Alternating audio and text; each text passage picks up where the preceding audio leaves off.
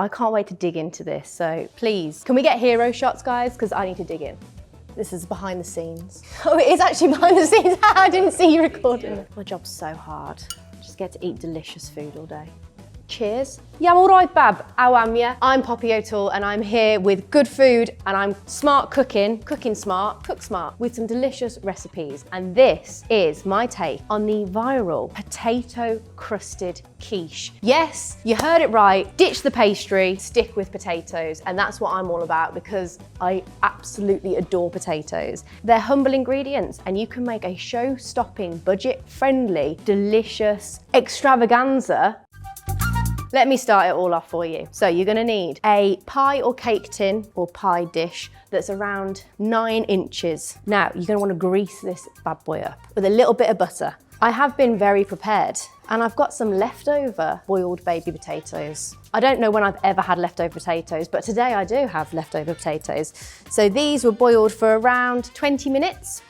I halved them and then boiled them and then let them cool a little bit. But you could use your Sunday dinner roast leftovers. That would be great actually, because they'd be lovely and crispy on the outside. But baby potatoes work really well, or even if you've got larger potatoes, just cut them into quarters, boil them, and you wanna make sure that they're quite soft, like a little bit over, only a touch though. So about 20 minutes of boiling is just right. Now, you get them into your greased tin, and this is where the magic happens. We don't need that short crust pastry anymore when you've got spuds instead. Lay them all out and then get a sturdy jar or a ramekin or something that's got a flat base. And then you can let out any aggravation, any anger, any pent up stress on the potatoes. That's why you want a nice sturdy jar. Ah!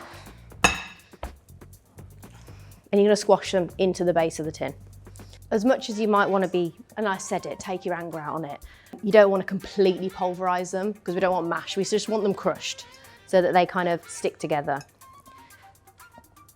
And I'm just going to push them up against the sides as well so that we form that proper crust all the way around. It's quite therapeutic, this bit is. There's something about like the bursting of potato skin that feels really nice. Like, I've got a fairly even base to the tart. It's now just about trying to get the sides worked up. But you can see they're starting to stick together a little bit with the pressure that you put on them.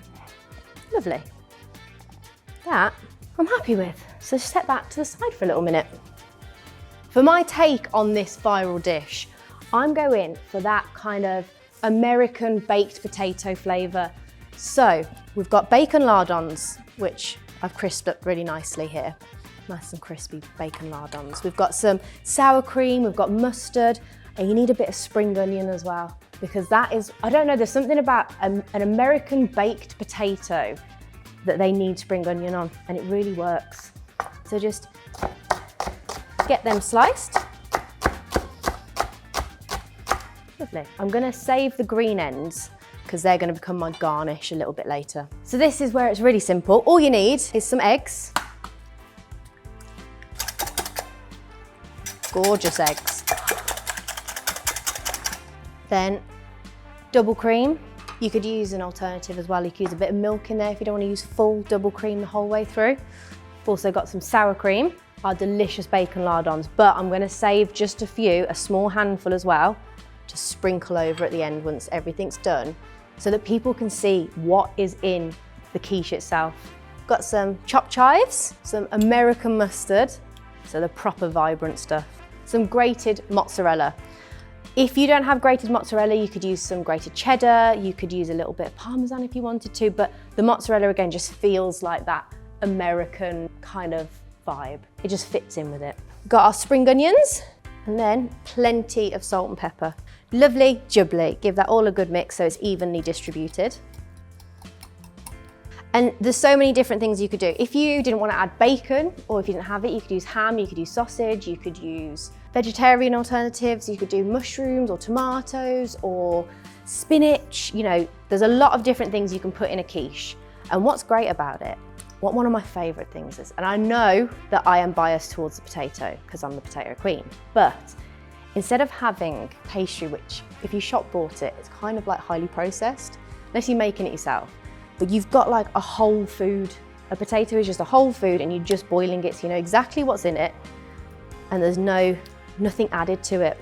apart from any sort of flavourings that you're adding to it. So once everything's mixed together and it's nice and evenly distributed, you just whack it all in on top of your potatoes. Perfect. It fits in there perfectly. It's a thing of beauty. It can really be budget friendly as well, because if you've got some leftover potatoes, use those. If you've got a bit of ham or old, like bit of roast dinner meat left, you could use that if you wanted to do it. You could do a chicken one. Chicken would be great, but you can kind of use anything up. This then goes into a preheated oven, which is 180 degrees Celsius with the fan on. We're gonna go middle shelf, and it's about 25 to 30 minutes. Ooh, got me quiche. So, this came out of the oven. I've left it to set and cool down completely, just so that there's no bits that are gonna be a little bit gooey. So that residual heat will carry on cooking all the way through to the middle and make sure it's nice and set and ready to go. And then you can really present it. Look at that. That is a budget showstopper for any sort of dinner, occasion, picnic, snack, whatever you wanna bring a little bit of pizzazz and flair to. A little potato lined quiche. So I've got my little bits from earlier. So I've got a few bits of bacon to scatter over. Again, just adds another little flair. It's all about the bits. You'll notice if you go to a fancy restaurant, it's all about the bits. They garnish and garnish and garnish because you eat with your eyes first. So I've got bacon bits, a little bit of spring onion and a little bit of fresh chive as well, just to add a bit of colour and vibrancy. And again, anything that you kind of put in there, mimic on top. So if you end up doing something completely different, you could do little nice slices of tomato on there. You could do little bits of you do mushrooms that are fried off, put that on top. Do whatever you like. And that is it. I can't wait to dig into this. So please, can we get hero shots, guys? Because I need to dig in. It's now time to serve this delectable potato rimmed quiche, which I'm very excited about. And I'm not just gonna have a sliver. I'm not having a sliver, I'm having a big old wedge because it's delicious. Ah! It cuts so nicely. It is better, if you can set it overnight, it is better. Like most things, they're always better after you've let them set. But sorry, I got very excited by the knife, but we've got a proper little lifter. This is where it gets posh, look at this. It's gold and everything. Oh, look at that. The layerage, that even texture of the potato underneath, the bacon throughout, that little bit of mustard kick. This looks really good.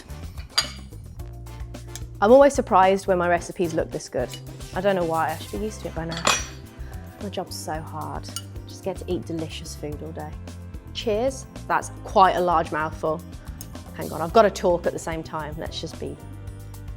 You kind of get that sour cream, that little bit of tartness from it. The bacon through it's nice and salty and crispy. The texture of it is very unctuous.